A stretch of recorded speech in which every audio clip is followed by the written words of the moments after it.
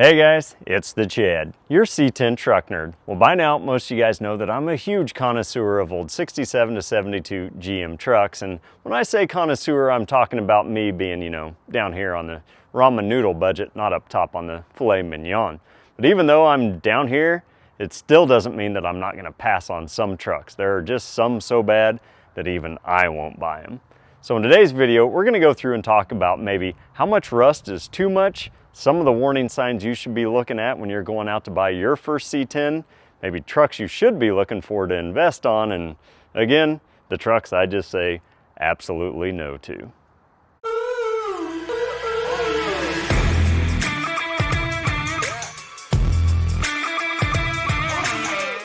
Well, if you guys are looking to go out and buy your first 67 to 72 GM truck, congratulations, I think these were the best looking C10s that GM ever produced, They were the Action Line or the Glamour series because these things were just hot.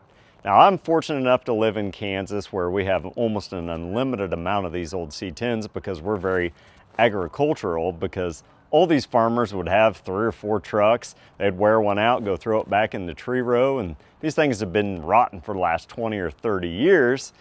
And that's kind of the downfall of Kansas as well, is we have all types of weather, so we have to deal with a lot of rust.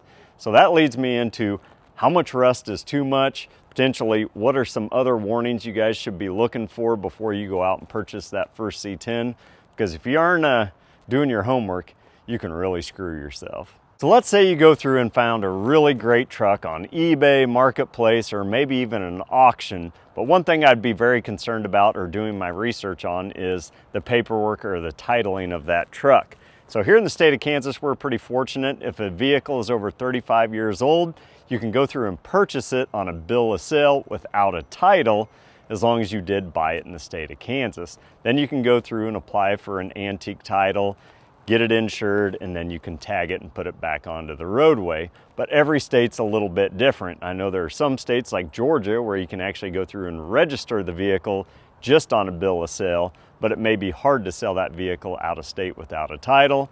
Others, you have to have notarized titles. In some states, you're just screwed if you don't have any of the original paperwork.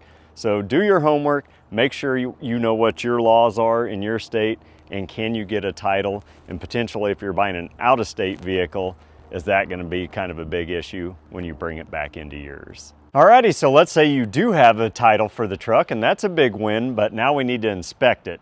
Number one, what type of title is it? Is it an antique? Is it a salvage rebuild? Is it a non-highway? All of these things can significantly change the value of that truck. And let's say it's just exactly what you thought it was supposed to be. Next would be, does the VIN off of that title match the VIN on the truck? Now there can be 4 different ways to go through and check VINs on one of these old C10s. Number one would be on the VIN plate down on the B pillar. A Chevrolet and a GMC would have been 12 characters unless it was a 1972, and they would have been 13. GMCs could have had a hyphen in it. Next would have been, you can go through and check a partial VIN number up on the front driver's side frame horn on the top. There's also another partial underneath the driver's rear end on the top of the frame there. And you can check the SPID or the service parts identification sticker on the glove box. Now there are some anomalies to that. Some trucks, mainly 68 GMCs, didn't have partial VIN numbers anywhere on the frame, and a lot of them didn't have a SPID on the glove box. So I guess that's kind of a win, especially for guys that are doing chassis swaps. Maybe nobody's the wiser of what they've got or what originally that truck might have been. So again, do your homework, because just because it does have a title, it could still lead to problems if it is like a salvage rebuild or potentially even a clone truck. Alrighty, so let's say we open up that driver's door, we look down at the B pillar, and there is no VIN plate. That's a big red flag to me. All of this cab would be worth to me now is just parts. I am not a big fan of going through and doing VIN plate swaps or, committing felonies, so I won't do those things. Now, I get it. A lot of people go through and find a better cab. Maybe they go through and buy a brand new cab from Premier, and they want to put their VIN plate onto that truck because, it's just a better starting point, and I get it. You just need to check with your local states to figure out if that's allowed. Here in the state of Kansas, we can't do that, but we can go through and have the local highway patrol go through and put an assigned vehicle number on there. The downfall of that, since this is a 71 GMC, this truck would actually be a 2026 GMC 1971. Does that tank the value of the vehicle? It just depends. If you're buying this truck or building it for resale or an investment, yeah, I think that hurts you. If you're just gonna drive the truck, who really cares? It probably saved you a ton of time and money from not having to go through and do all this cab work. It's just, I don't know, check with your states. Alrighty, before we finish up on the paperwork issues, let's talk about who you're buying the truck from. Here in the state of Kansas, you only can buy it from the person's name that's on the title. You can't jump names or skip names on titles. That's illegal. So if John Doe's selling you the truck, John Doe has to have his name on that title. If not, you run into issues because you're going to need their name, potentially a driver's license number, and their address so you can go through and register it in your state. Another issue would be, does this truck or this title have a lien or a loan against it? And if it does, no big deal. If they can pay it off, you can get that lien release and move forward. The problem you run into is sometimes people had liens or loans against them and that bank went out of business in 1984, so you have no way to go through and get that lien release. It's not the end of the world. Here in our state, you can go through and hire an attorney and apply for what's called a quiet title. The downfall is it costs about $600, and a lot of times that's more than I'm paying for one of these trucks. So again, I could get myself upside down pretty quickly. But again, do your due diligence. Don't get excited. Be very careful of buying stuff online because it just may bite you in the butt. I'm just speaking from experience. All right, next thing is putting on crappy clothes. One, you don't want to look like you got a lot of money if you're trying to get a good deal on one of these trucks. And two, your butt better be underneath of the truck. You know, putting eyes on the actual truck before you put any money down is a necessity. You know, it's always advantageous for the seller to go through and only take pictures that benefits them. Then you put, you know, $2,000, $5,000 on a truck, you drive halfway across the country, you get there, and it's not what it appears to be. So again, get your butt underneath that truck. Is the frame bent? Is it a cut down when they've said it was an original short bed chassis? Is the frame delaminating? Is that front frame horn got a different partial VIN than the actual cab VIN plate does? You know, all these things you need to find out. You know, if it's an out-of-state vehicle, maybe you got a buddy that can drive an hour or two over to look at it and put his eyes on it for you. It's crucial. You will thank me later. That way you don't lose a couple grand or you don't lose 20 grand by actually looking at something. The internet, there's a lot of scammers out there, guys. I know this, I've been scammed. One of my very first trucks I bought, I thought it had a little rust. It had actually burnt. It had burnt, and that's what kind of looked like rust on me, but it was my own fault. You know, I put money down and just do what I say. You'll thank me in the end, especially if this is going to be an investment piece for you. If not, whatever, just do the right thing. All right, the next topic I want to talk about is rust. And you know, here in Kansas, we've got all sorts of rust, 67 to 72s. We're prone to rust out here, but they all rusted in different ways. And those are things that you should be looking for out there. You know, pretty much Auto Metal Direct and LMC, a lot of companies out there, they pretty much have every sheet metal piece to rebuild a whole cab if need be for one of these things. But think about it. Do you have the skill set to go do that? Do you have the tools? Do you have the garage space? Can you pull a whole cab off of a chassis to go through and work on it? Number two, think about time versus money. You know, let's just say on the cheap side, you pay yourself 20 bucks an hour. If it takes you 2 years to go through and correct all this rust, was it worth it? Potentially, you could have went out and spent $7,500, $9,000 on a brand new cab, and that may have been the better route. You know, the older I get, in my latter years, in my 40s, I'm thinking, how much more time do I actually have to work on these old trucks? So sometimes saving a bunch of time by spending a little bit more money may be worth it. But the warning signs I look for, the big ones that would just basically turn me off on one of these trucks, is up here in the eyebrow. If you've got a ton of rust across that whole front windshield line, I don't like those trucks. And probably the ones that turn me off the most is having A-pillar and up into the roof line rust. I just walk away from those trucks. Yeah, they can be fixed and all that stuff, but that's well beyond my skill set. and it's going to be a lot of hours for a professional to go through and do that. You know, the floors, you can buy a whole new floor section for $550 now from AMD, which is awesome. It alleviates tons of the rust issues you have to deal with, kick panels, inner and outer rockers, cab corners. All that stuff's pretty doable, even for a first timer out there. But again, if you don't have the skill sets to do it, I would definitely probably look for the next best truck out there, because that's a big bite to bite off, chew off.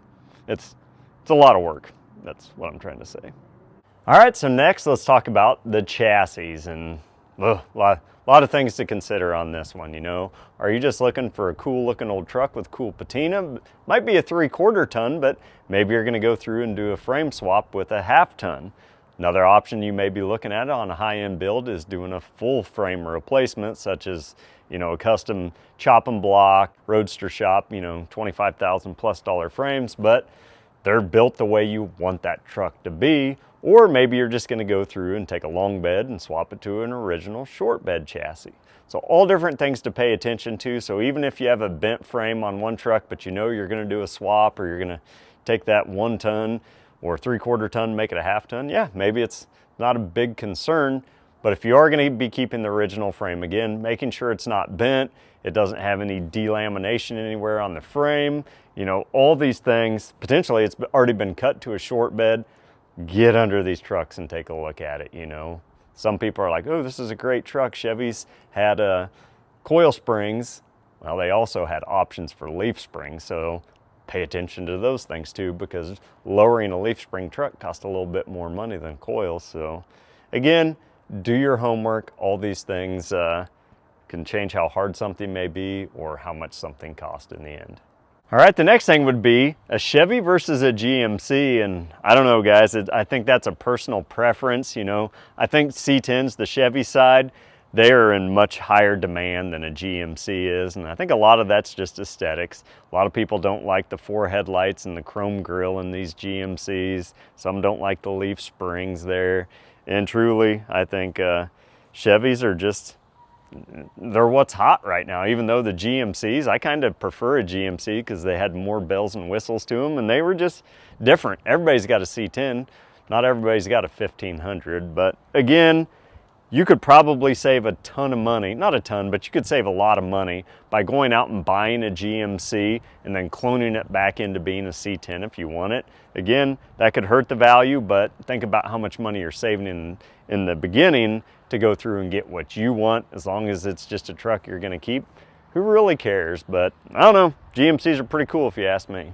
So the next thing I want to talk about is the years of the trucks. Does it matter? Is one certain year worth more money or highly sought after than another? And I'd say yes, there would be 2 of them, 67 and 72 to me, because they have the most year specifics, one being the first year and one being the last year of the Action Line series, which has a lot of cool stuff to it. 67s didn't have the side markers on the fenders or the bed.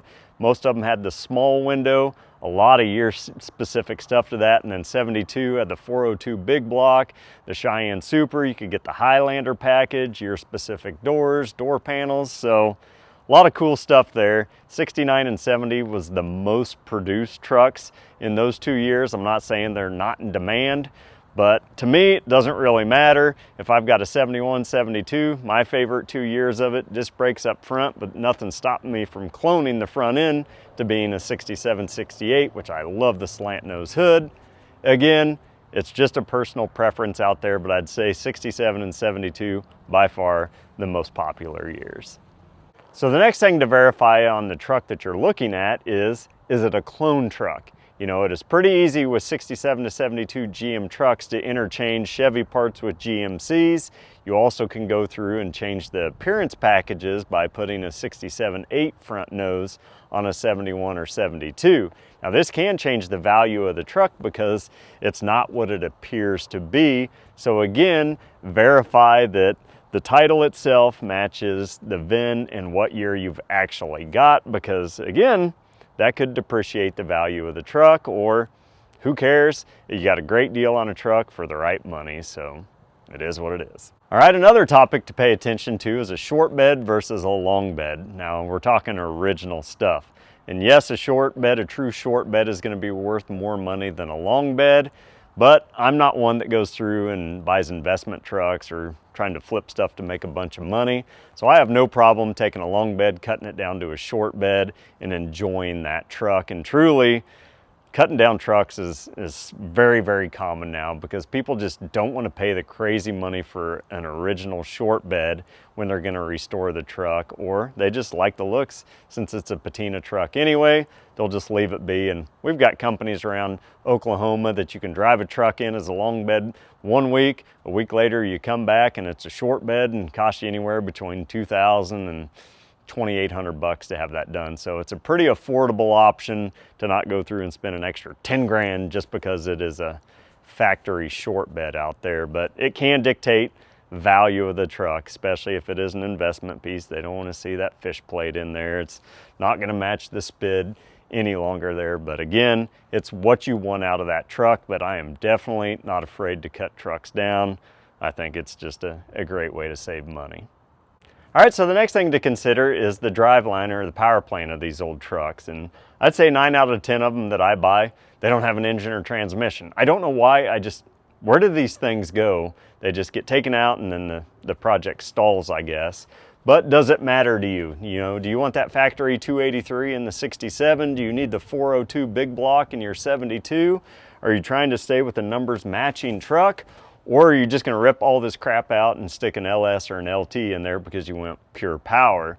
So again, that all kind of dictates what you're going to pay for stuff. If it runs and drives, who really cares if you're just going to yank all that junk out of there? So, you know, sometimes buying a roller may be a better option, because now you don't got to take this engine out. It doesn't sit in the corner of the garage for 2 years, or you got to marketplace it and nobody ever shows up for it. You know, you guys know how it works. But again, all this stuff under the hood could dictate things, you know, power steering, power brakes, AC trucks.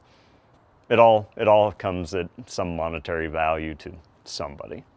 All right, so let's get on the fun topic of prices. And this is going to be very hard because it's all about supply and demand. Here in the Midwest where I live, a lot of supply, not that much demand. You get out onto the East Coast, and a lot of my subscribers out there are like, oh my gosh, I can't believe you passed on that truck for that little amount of money just because it's got a little eyebrow rust up there. Because number one, they just didn't have that many trucks out there. Two, what they did have is just complete rust, and they're paying just crazy money for the demand out there because the supply is so small. Then you get out into California, maybe the prices are high, but the trucks have no rust on it. Same with the desert of Texas.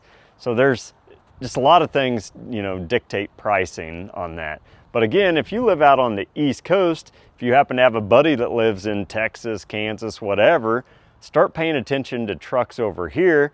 Then they can be your eyes to go up and drive an hour, take a look at this truck. Because if you're spending 15 grand on this rust bucket short bed just to start with, whereas you find one in Oklahoma for 6 grand, have your buddy look at it and think about how much money you're saving already. Even if you spend $1,500, $2,000 to ship it back to Pennsylvania, you're still saving 5, 8 grand and you're getting a better truck. So again, supply versus demand. Do you have somebody that can put eyes on it for you out there? But everything is different all across the country. And I feel pretty fortunate here. I'm sorry for the rest of you guys out there. That's gotta suck.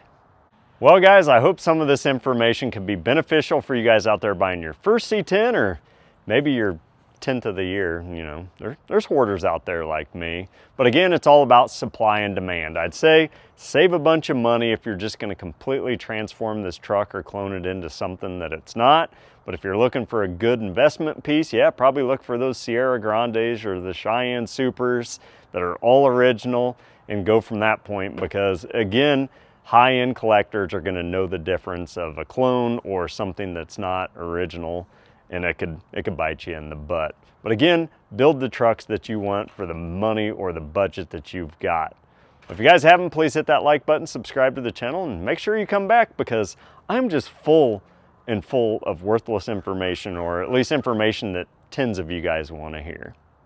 Well, I appreciate your time, and thanks for watching.